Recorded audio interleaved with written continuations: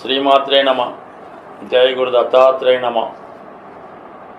ఈ వీడియోలో మనం మార్చి 23 నుంచి 29 మధ్యలో జరగబోయే వారఫలాలు వృశ్చిక రాశి వారికి పరిశీలించినప్పుడు మరి ఈ రాశి వారికి ఈ వారంలో పర్టికులర్గా కుజగ్రహం అష్టమ స్థాన సంచారం. ఇది చాలా వరకు జాతకుడికి ఆకస్మికంగా కొన్ని సంఘటనలు జరిగే అవకాశం ఉన్నది. అది ఏదైనా మీరు ఒక స్థిరాస్తి కొనే విషయంలో కానీ, లేదంటే మీ యొక్క పెద్దల ద్వారా వచ్చినటువంటి ఆస్తి పంపకాల విషయంలో కొన్ని సర్దుబాట్లు, కొన్ని మార్పులు జరిగే అవకాశం ఉన్నది. ఏదైనా ఈ వారంలో మీకు మీ యొక్క రక్త సంబంధీకుల వల్ల దాయాదులు అవ్వచ్చు, అన్నదమ్ములు అవ్వచ్చు, భూముల వల్ల కొన్ని అనుకోని ఇబ్బందులు వచ్చినప్పటికీ కూడా చివరికి మీకు అది లాభసాటిగానే ఉండే అవకాశం ఉన్నది. బట్ ఏదైనా మరి ఘర్షణ వాతావరణం, గొడవలు వాటికి వెళ్లకుండా చాలా వరకు సామరస్యంగానే మీ యొక్క సమస్యల్ని పరిష్కరించుకోవాల్సి ఉంటుంది. మీరంత ఎమోషన్కి, ఎంత కోపానికి గురైతే మీకు అంత నష్టం అని గమనించి మీ యొక్క స్థిరాస్తి సంబంధించిన విషయాలు, వ్యక్తిగత విషయాలు పరిష్కరించుకునే విషయంలో చాలా నిదానంగా పాటించడం మంచిది. అలాగే వివాహ సంబంధించిన విషయాల్లో కొడుకు కొన్ని విభేదాలు, కొన్ని చికాకులు చాలా జాగ్రత్తగా పరిశీలించుకోవాల్సి ఉంటుంది. ఇక 5వ స్థానంలో ఏర్పడినటువంటి ఈ 4 గ్రహాల కూటమిలో మరి ముఖ్యంగా ఈ రాశి వారికి అనుకూలంగా ఉన్నటువంటి గ్రహాలు మరి బుధ, శుక్ర, రవి, ఈ 3 గ్రహాలు కూడా ఇంచుమించుగా అటు ఇటుగా ప్రయాణిస్తూ ఉంటాయి. మరి ఈ వారంలో ఒకే రాశిలో ఉండడం, అందులో శుక్రుడు ఉచ్చస్థితిలోకి ఉండడం వల్ల అనూహ్యంగా మీ యొక్క జీవిత భాగస్వామికి ఒక మంచి గుర్తింపు కానీ, ఒక ఉన్నత స్థాయి పదవి కానీ వచ్చే అవకాశం ఉంది. ముఖ్యంగా ఈ రాశిలో ఉన్నటువంటి కళాకారులు కానీ, సినిమా, టీవీ, మీడియా రంగానికి చెందిన వారు ఎవరైనా ఉంటే వారికి చాలా వరకు గుర్తింపులోకి రావడం, అలాగే 10 మంది దృష్టి మీ మీద పడటం వల్ల మంచి మంచి అవకాశాలు వస్తాయి.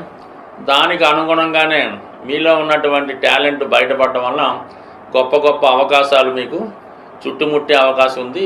జాగ్రత్తగా దాన్ని నిర్ణయించుకొని వచ్చిన అవకాశాలను మీరు ఉపయోగించుకుంటే ఇంచుమించుగా మీరు లైఫ్లో సెటిల్ అయ్యే అవకాశాలు కూడా చాలా వరకు ఈ రాశిలో ఈ వారం మీకు కనబడుతున్నాయి. అలాగే మరి దశమాధిపతిగా వృత్తికారకుడైనటువంటి రవి 5వ స్థాన సంచారం వల్ల కొన్ని సందర్భాల్లో వృత్తి మార్చడానికి, వృత్తి మారడానికి కొన్ని ప్రయత్నాలు జరుగుతాయి.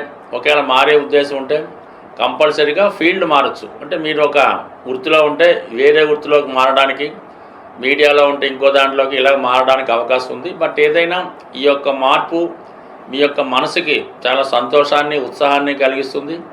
అలాగే ఆర్థిక పరంగా మిమ్మల్ని బాగా ఉన్నత స్థాయికి తీసుకెళ్లే అవకాశం ఉన్నది. ఇది విద్యార్థులకు కూడా ఒక గొప్ప అవకాశంగా మనం భావించవచ్చు. ఎవరైతే ఉన్నత విద్య అంటే పోస్ట్ గ్రాడ్యుయేట్ లాంటి కోర్సుల్లో ప్రవేశించడానికి, రీసెర్చ్ లాంటి కోర్సుల్లో ప్రవేశించడానికి, ముఖ్యంగా ఈ రాశిలో ఉన్నవాళ్ళు మెడికల్ సంబంధించిన వృత్తిలో అంటే మెడికల్ విద్యలో ప్రవేశించడానికి కానీ, ఇంకా సూపర్ స్పెషాలిటీ లాంటి కోర్సుల్లో ప్రవేశించడానికి కూడా ఈ గ్రహస్థితి మీకు చాలా చాలా వరకు అనుకూలించడం జరుగుతుంది. బట్ ఏవైనా మీ యొక్క టాలెంట్కి తగిన గుర్తింపు కంపల్సరీగా వస్తుంది. అలాగే రాబోయే గ్రహస్థితిలో మీకు అర్ధాష్టమ శని ఒక 2 సంవత్సరాలుగా మీ యొక్క ప్రయత్నాలను ఫెయిల్యూర్ చేస్తూ మిమ్మల్ని అదే స్థాయిలో ఉంచడం జరిగింది. మరి ఈ వారం చివరిలో ఈ అర్ధాష్టమ శని నుంచి బయటపడడం, మరి ఈ శని భగవానుడు కూడా మీకు అనుకూలమైనటువంటి 5వ స్థాన ప్రవేశం వల్ల కంపల్సరీగా వృత్తిపరమైనటువంటి స్టెబిలిటీ, గుర్తింపు ఈ రాశి వారికి రాబోతుంది. గ్రహాలు మన గోచారం లాంటి ఫాలో అయినప్పుడు కొన్ని గ్రహాలతో కలిసినప్పుడు కొన్ని రంగాల మీద వాటి ప్రభావం చూపడం జరుగుతూ ఉంటుంది. మరి ఇప్పుడు ఏమైందంటే శుక్రుడు ధనకారకుడు, అన్ని సంపదలకి కారణం అవుతూ ఉంటాడు. అటువంటి శుక్రుడు రాహుగ్రహంతో కలియడం వల్ల ఇంచుమించుగా అన్ని రాశుల వారికి విపరీతమైనటువంటి ఫైనాన్షియల్ స్ట్రగుల్ ఏర్పడడం జరుగుతూ ఉంటుంది. అలాగే సొసైటీలో బాగా నేమ్ కలిగినటువంటి స్త్రీలకి కొన్ని అపవాదాలు కానీ అనారోగ్య సమస్యలు కానీ కనబడుతూ ఉంటాయి. అసహనంగా వాళ్ళు కొంత ఫీల్ అవుతూ ఉంటారు. కొందరి మీద ఒక విధమైనటువంటి నిందలు అపవాదులు కూడా రావడం జరుగుతుంటుంది. ఏదన్నా ఒక స్త్రీ సమాజంలో బాగా పైకి ఎదిగినప్పుడు కామన్గా దాని మీద బురద జల్లే ప్రయత్నం చేస్తూ ఉంటారు. ఈ రాహు శుక్రుడు కలియడం వల్ల ఈ సెలబ్రిటీ రంగానికి చెందినటువంటి, అంటే ఎవరికాలే గొప్పవాళ్ళు ఉంటారు, బట్ ఎవరికాలే గొప్పగా ఊహించుకుంటూ ఉంటారు. అటువంటి వారికి ఏదో విధమైనటువంటి నిందలు అపవాదులు జరిగే అవకాశం ఉంది. ఎక్కువగా భార్యాభర్తల మధ్య కానీ కుటుంబ సభ్యుల మధ్య కొన్ని అపోహలు అపనిందలు ఇలాంటివి వచ్చే అవకాశం ఉంది. కాబట్టి దాని పరిహారం నిమిత్తం ఏం చేయాలంటే ఏదైనా రాహుగ్రహానికి పరిహారం అన్నది చాలా సులభంగా చేసుకోవచ్చు. దాంతో మనకి ఈ వారం చివరిలో అమావాస్య రావడం జరుగుతుంది. అంటే ఏదైనా రాహుగ్రహానికి అమావాస్య లేదా అష్టమి తిథుల్లో పరిహారం అన్నది చాలా తొందరగా దాని ఫలితం కనబడుతూ ఉంటుంది. మరి ఈ సమయంలో ఎవరైతే ఇటువంటి విపరీతమైనటువంటి ఆర్థిక సమస్యలు, అలాగే నయం కాని దీర్ఘకాలిక రోగాలు, అలాగే భరించరాని అపనిందలు అపవాదులు ఉన్నవాళ్ళు మరి ఈ అమావాస్య రోజు మరి వాళ్ళు ఒక కొబ్బరికాయ, అంటే పీసుతో ఉన్నటువంటి కొబ్బరికాయ, ఈ పీసుతో ఉన్నటువంటి కొబ్బరికాయని మరి మీరు తల నుంచి పాదాల వరకు అది 3 సార్లు క్లాక్ వైజ్లోను 3 సార్లు యాంటీ క్లాక్ వైజ్లోను తిప్పి ఏదైనా ఒక పారే నదిలో కానీ సముద్రంలో కానీ ఏది దొరికినప్పుడు చెరువులో కానీ దాన్ని విసర్జించి మరి వెనక్కి తిరిగి చూడకుండా రావాల్సి ఉంటుంది. ఇది కేవలం చీకటి పడుతున్న సమయంలో చేయవలసి ఉంటుంది అన్నమాట. అంటే ఇంచుమించుగా సూర్యాస్తం అయిపోయి ఇంకా మనకి ఇంచుమించుగా ఒక 6:30, 7, 8 గంటలకి ఈ ప్రక్రియ చేయవలసి ఉంటుంది.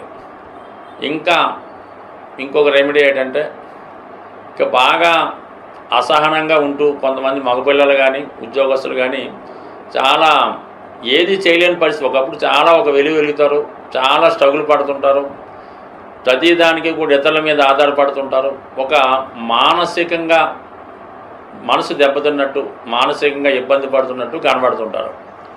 అటువంటి వారికి బూడిద గుమ్మడికాయ తీసుకొని ఇదే అమావాస్య రోజు ఈ సంధ్యా సమయం సాయంకాల సమయంలో మీ కుటుంబంలో పెద్దవారు కానీ లేదా ఎవరైనా కొద్దిగా అనుభవంగా పెద్దగా ఉన్నవాళ్ళు ఈ అబ్బాయిని ఈ బూడిద గుమ్మడికాయతో దిష్టి తీయవలసి ఉంటుంది. అంటే రైట్ సైడ్ 3 సార్లు, అలాగా యాంటీ క్లాక్ వైజ్లో 3 సార్లు చక్కగా దిష్టి తీసి దాన్ని చక్కగా బ్రేక్ చేయవలసి ఉంటుంది. బ్రేక్ చేసి ఎవరింటికి రావడం జరుగుతుంది. ఎవరైతే ఈ దిష్టి తీసారో వాళ్ళకి ఒక 18 సంఖ్య వచ్చే విధంగా ఒక 18 రూపాయలు, 180 రూపాయలు, 1800, 18,000 అది మీ యొక్క శక్తి కొలది వారికి ఇవ్వవలసి ఉంటుంది. మీరు చక్కగా ఇంటికి రావాల్సి ఉంటుంది. సో ఈ విధంగా ఈ కొద్దిపాటి రెమెడీస్ చేసుకోవడం వల్ల ఏదైనా అమావాస్య రోజు ఏదైనా టెంపుల్లో మీరు ఒక 4 కొబ్బరికాయలు సమర్పించిన, ఒక గుమ్మడికాయ సమర్పించిన చాలా వరకు ఈ రాహు చేత పీడించబడుతున్న వాళ్ళు దాని నుంచి బయటపడే అవకాశం ఉంది. స్వస్తి.